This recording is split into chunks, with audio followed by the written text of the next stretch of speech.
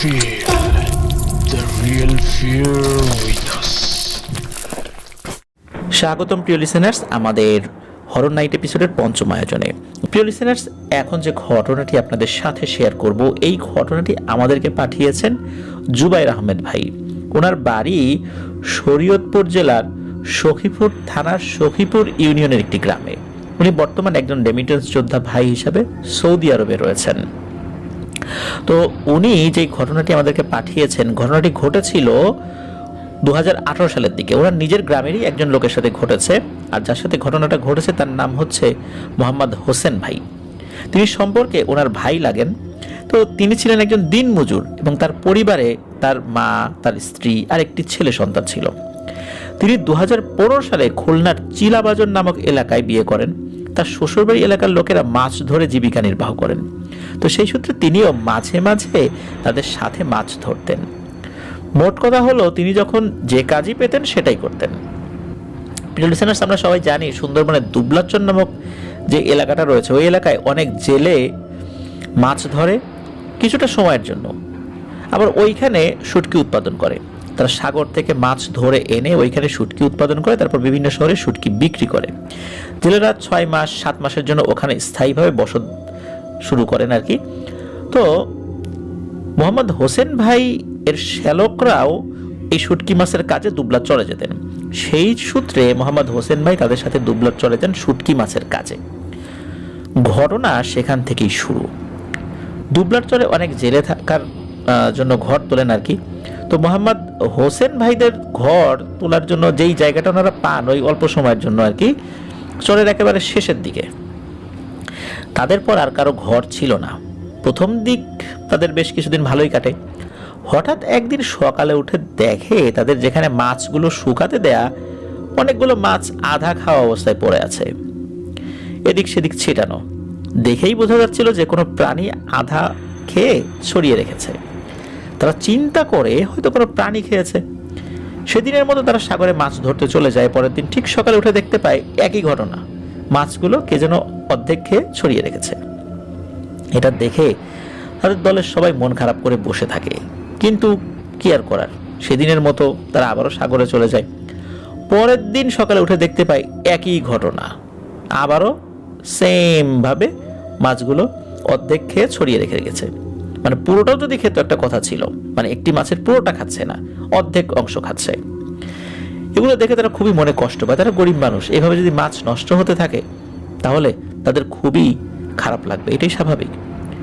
আর এভাবে কষ্ট করে ধরা মাছ কেউ এভাবে নষ্ট করে যে রেখে যাবে, এটা তারা কোনোভাবে মানতে পারছিল না। তারা সিদ্ধান্ত নেয় যে 2 জন করে রাত্রে পাহারা দেবে। যে 2 জন রাত্রে পাহারা দেয় তাদের নাম হলো সুজন এবং শরীফ। মোহাম্মদ হোসেন ভাইয়ের শ্যালকের নাম সুজন, সে পাহারা দেয়। কথা মতো তারা রাতের খাবার খেয়ে মাছ যেখানে শুকাতেন তার কাছাকাছি একটা জায়গায় একটা ঘরের মতো বানিয়ে শুয়ে পড়ে।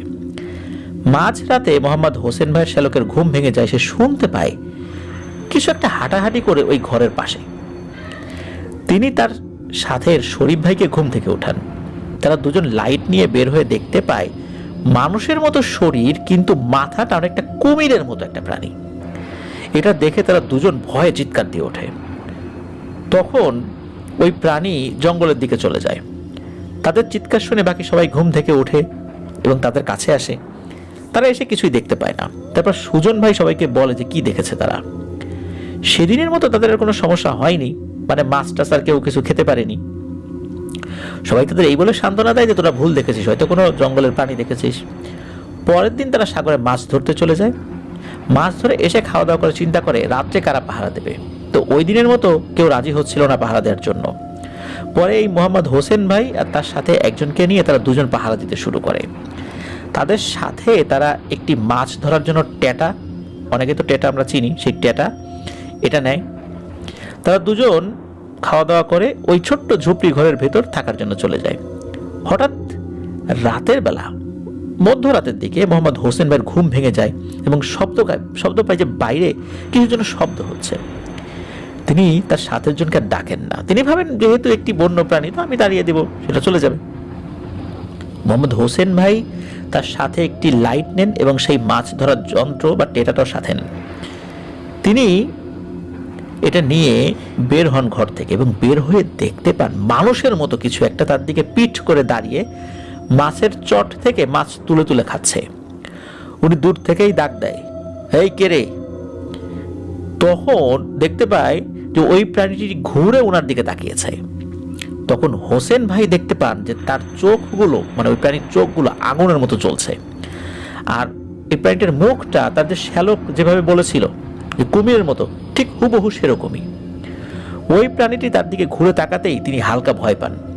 তিনি ভয় পেয়ে হাতে যে ট্যাটাটা ছিল ওইটা ওই প্রাণীর দিকে ছুঁড়ে মারে, আর ওই ট্যাটাটা ওই প্রাণীটির হাতে গিয়ে ঢোকে। প্রাণীটি হঠাৎ করে প্রচন্ড জোরে একটা চিৎকার দেয় এবং ওই ট্যাটা সহ দৌড়াতে দৌড়াতে, মানে হাতের সাথে তো বিঁধে গেছে, জঙ্গলের দিকে চলে যায়।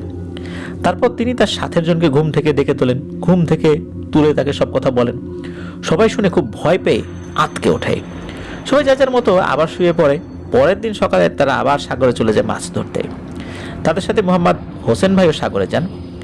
তাদের সাথীরা হঠাৎ করে লক্ষ্য করে কি যে হোসেন ভাই যে জালে যে মাছ আটকা পড়ছে সেখান থেকে কাঁচা মাছ নিয়ে মুখের ভিতর ভরে দিচ্ছে। এটা দেখে সবাই অবাক হয় এবং তার শ্যালক তাকে গিয়ে গায়ে টাচ করে বলে, ভাই এটা আপনি কি খাচ্ছেন? হোসেন ভাই তার শ্যালকের দিকে এমন ভাবে ঘুরে তাকায় যে ওনার শ্যালক দেখে ভয় পেয়ে যায়। হোসেন ভাই মাছ মুখে রেখেই হা হা করে হাসতে থাকে। সবাই এটা দেখে অবাক হয়ে যায়। হঠাৎ করে মোহাম্মদ হোসেন ভাইয়ের কি হলো সবাই ভাবতে থাকে। হঠাৎ করে উনি বলতে থাকে, আমাকে মাছ খাওয়া আটকাবি না, তাহলে তোদের অনেক খারাপ হবে। কালকেও আমার গায়ে এই হোসেন ট্যাটা ছুড়ে মেরেছিল, তাই দেখতে পাচ্ছিস যে ওর কি সাজা দিচ্ছি আমি। তোরা যদি বিরক্ত করিস আমাকে, তোদেরও একই রকম সাজা দিব। এ কথা শুনে নৌকায় থাকা সবাই বুঝতে পারে যে মোহাম্মদ হোসেন ভাইয়ের উপর কিছু একটা ভর করেছে। তাদের সাথে থাকা একজন বয়স্ক লোক কোনো রকম দোয়া পড়ে তার গায়ে ফু দেয়। হোসেন ভাই আস্তে আস্তে শান্ত হয়ে যায়। তারা ওই দিনের মতো আর বেশি মাছ ধরতে পারে না। তারা সাগর থেকে চলে আসে। বাড়িতে আসার পর দেখতে পায় মোহাম্মদ হোসেন ভাই অনেক পাগলামি করছে, তাকে আটকেই ধরে রাখা যাচ্ছে না। আর তিনি বলছেন, আমাকে ছেড়ে দে, আমি চলে যাব এখান থেকে। এরকম পাগলামি দেখে তার শ্যালক সাথে করে তাকে বাড়িতে নিয়ে যান। তার শ্বশুর বাড়ি থেকে আবার তাকে তাদের গ্রামের বাড়িতে পাঠিয়ে দেওয়া হয়। তাকে তার বাড়িতে নিয়ে আসার পর সে অনেক পাগলামি করতে থাকে। পরের দিন ওনাদের গ্রামের মসজিদের ইমাম সাহেবকে নিয়ে আসা হয়। ইমাম সাহেব এসে ওনাকে অনেক দোয়া পরে ফু দিচ্ছেন, পানি পড়া দিয়ে যান এবং আর বলেন কোনো ভালো কবিরাজ দেখাতে, কারণ স্থায়ী সমাধানটা হুজুর করতে পারবেন না। আর ইমাম সাহেব এই জিন ভূত রিলেটেড কাজ করেন না, হালকা ঝাড়ফুঁক করেন আর কি। আর তিনি এইসব বিষয়ে অবগতও নন বা এইসব বিষয়ে ওনার জ্ঞানও নাই। এদিকে মোহাম্মদ হোসেন ভাই অনেক পাগলামো করতে থাকে।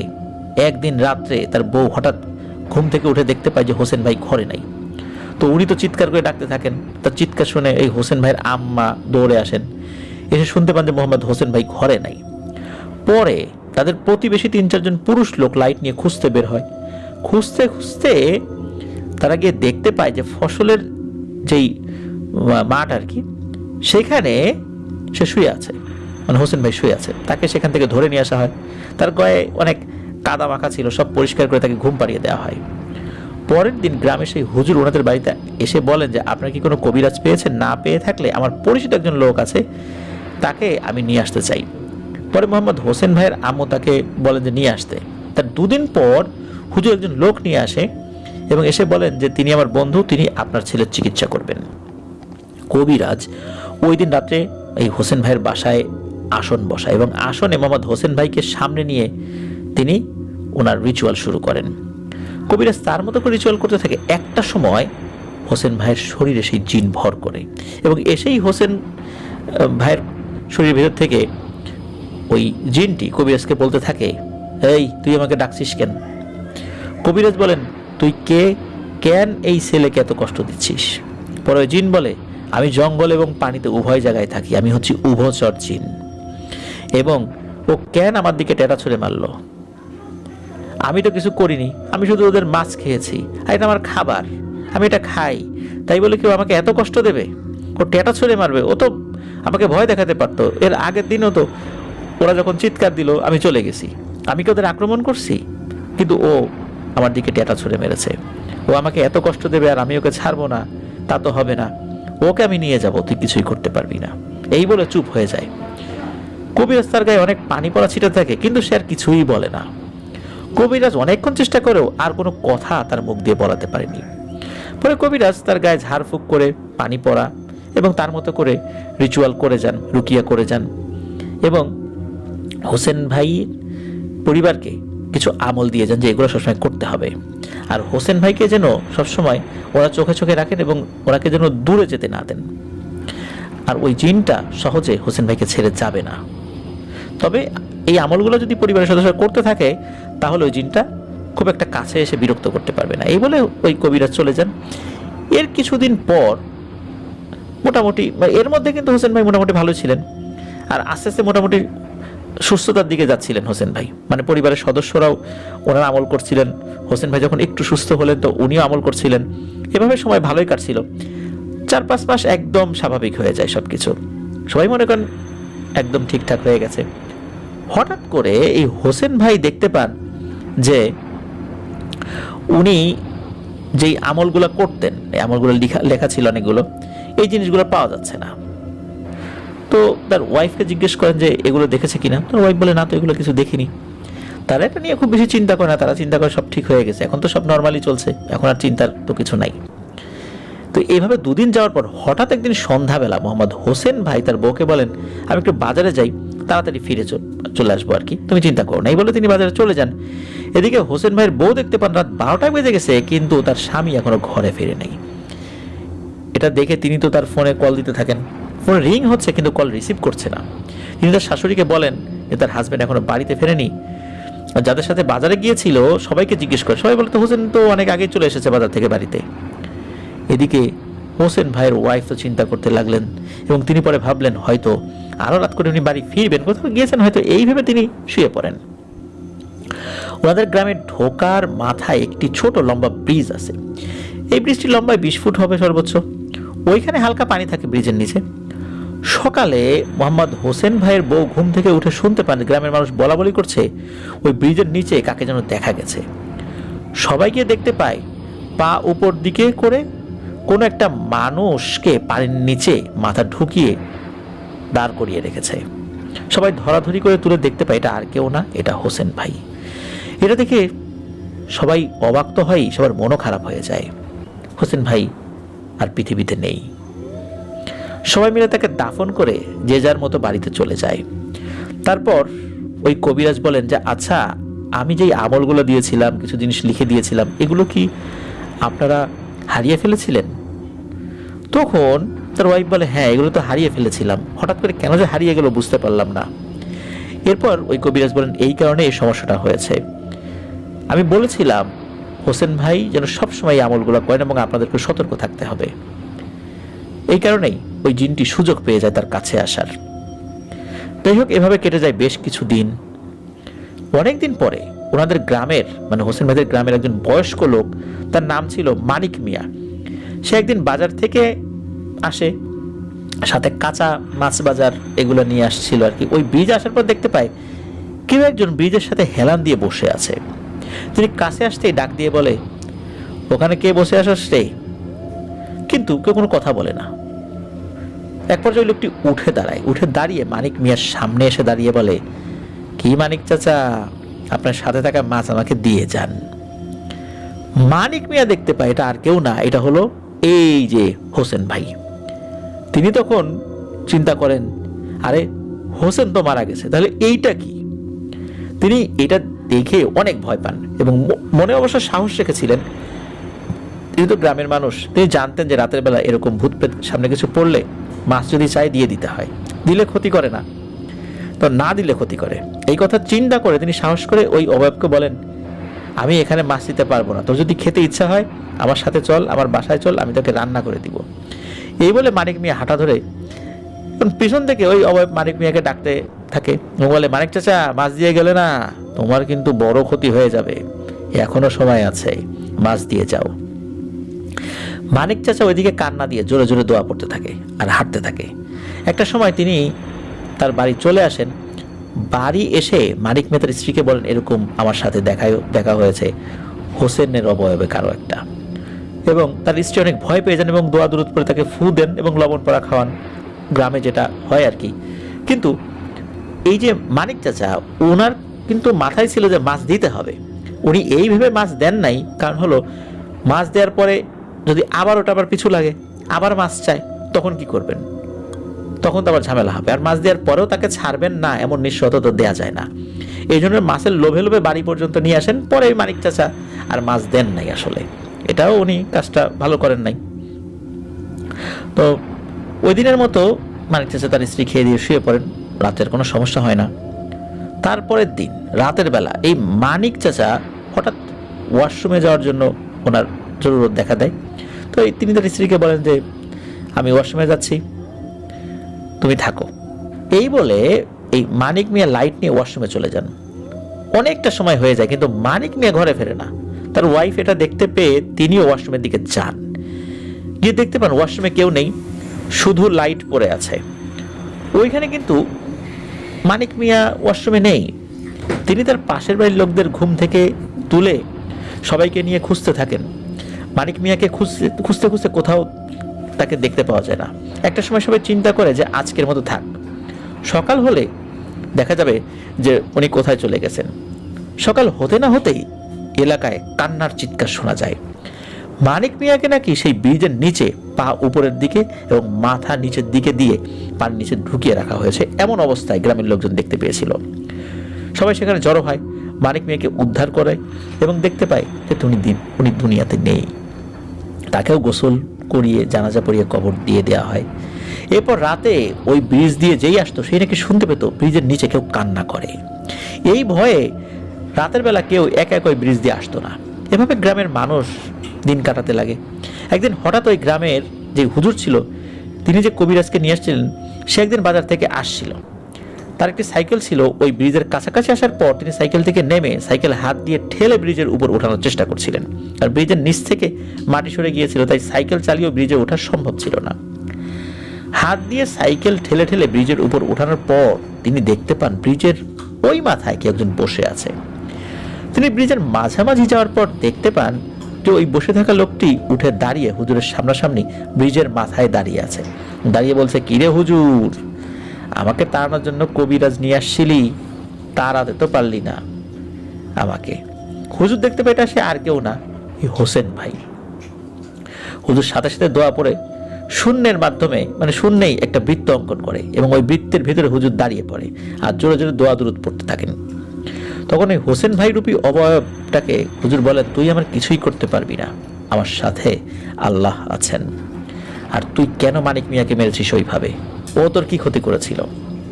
ওই অবয়বটা বলে, আমি মানিকের কাছে একটি মাছ চেয়েছিলাম, সে আমাকে দেয়নি।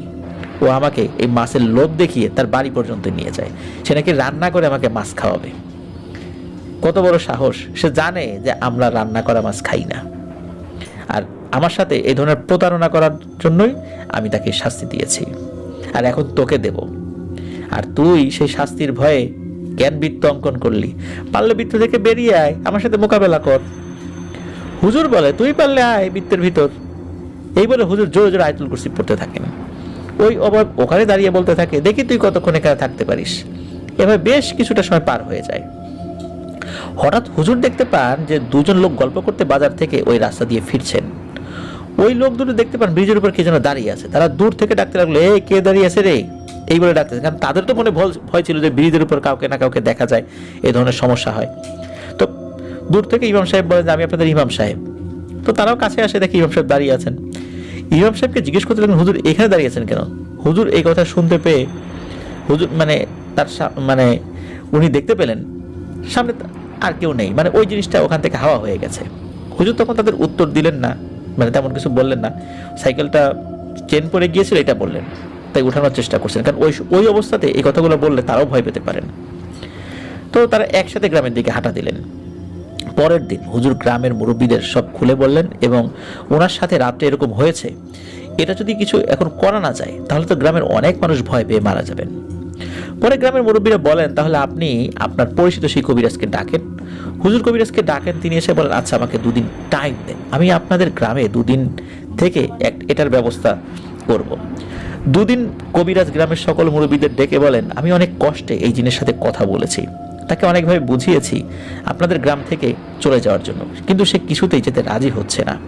এখন অনেকভাবে বোঝানোর পর সে দাবি করেছে একটি কালো ছাগল, 12টা ইলিশ মাছ, 20 কেজি মিষ্টি এবং 10 কেজি গরুর দুধ এগুলো তাকে দিতে হবে। এখন আপনারা যদি বলেন তাহলে আমি জিনের সাথে আবার কথা বলতে চাই। গ্রামের মুরব্বীরা সিদ্ধান্ত নেন, হ্যাঁ এগুলো আমরা দেব, আমাদের গ্রামের সুস্থভাবে মানুষ বসবাস করুক। একথা শুনে কবিরাজ সেদিন রাত্রে আবার সেই জিনকে ডাকেন, বলেন হ্যাঁ সবকিছু দেওয়া হবে তোর চাহিদা মতো। একথা শুনে জিন বলে আগামী বৃহস্পতিবার ওই ব্রিজের উপর রাত 3টা বাজে সবকিছু রেখে দিয়ে আসবি, তারপর থেকে আমি চলে যাব। জিনের কথা মতো সবকিছু নিয়ে বৃহস্পতিবার সেই কবিরাজ আর হুজুর দুজন মিলে ব্রিজের উপর এগুলো সব রেখে আসেন। এরপর কবিরাজ বলেন ইনশাল্লাহ কোনো সমস্যা হবে না, আলহামদুলিল্লাহ এখন আর কোনো সমস্যা নেই নাকি ওই ব্রিজে। তারপর থেকে ওই ব্রিজের নাম হয়ে যায় হোসেনের ব্রিজ, এখনো যেটা রয়েছে। প্রিয় লিসেনার্স, মূলত ওই দুবলার চর থেকে ওই জিনিসটা এই হোসেন ভাইয়ের সাথে এই গ্রামে চলে এসেছিল আর তারপরে সমস্যার সৃষ্টি করতে থাকে। হোসেনের ব্রিজ এখনো আছে। আর অসংখ্য ধন্যবাদ জুবাইর আহমেদ ভাইকে, প্রবাস জীবনের অনেক কাজের ফাঁকে কষ্ট করে ঘটনাটি লিখে পাঠিয়েছেন। জাযাকাল্লাহু খাইরান। প্রিয় লিসেনার্স, আশা করছি ঘটনাটি আপনাদের ভালো লেগেছে। আর ভালো লাগলে চ্যানেলে সাবস্ক্রাইব করতে কিন্তু ভুলবেন না। আপনারা যারা ঘটনা পাঠাতে চান তারা লিখে অথবা রেকর্ড করে যে কোনোভাবে ঘটনা পাঠাতে পারবেন afnanthehorrorworld@gmail.com এই ইমেল অ্যাড্রেস। আর ইমেল অ্যাড্রেসের স্পেলিংটা আমরা আমাদের ভিডিও ডেসক্রিপশনে দিয়ে রেখেছি, সেখানে গিয়ে স্পেলিংটা চেক করে নিতে পারবেন। আর আমাদের ফেসবুক পেজ এবং গ্রুপের লিঙ্ক কিন্তু আমরা আমাদের ভিডিও ডেসক্রিপশনে দিয়ে রেখেছি, সেখানে গিয়ে আপনারা আমাদের পরিবারের সদস্য হয়ে যেতে পারবেন।